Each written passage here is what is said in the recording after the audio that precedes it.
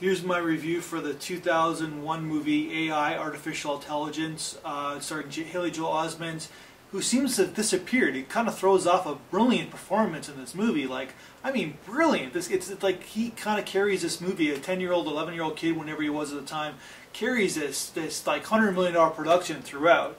Of course, the problem with this film is the first half of the movie is a lot better than the second half of the movie, and there seems to be two different films going on.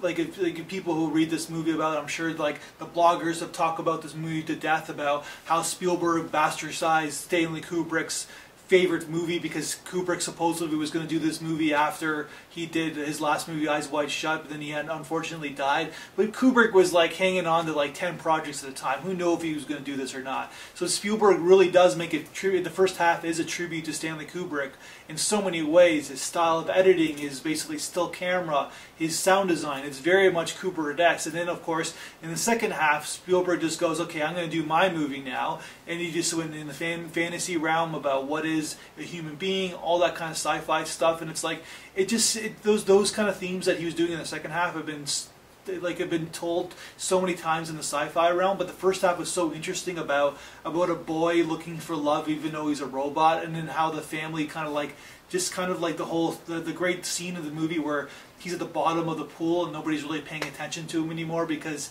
they don't need him because they got their son survived. It's like, that's like heart-wrenching, that's emotional. I wish he kept with that along the way instead of made like this like future road movie about when Jude Law shows up and who knows what Jude Law was doing. Anyways, it's like the first half is a masterpiece, and you know there was a lot of Kubrick-esque things happening into it. I think this movie still is good. That's my 2 cents. That's my review.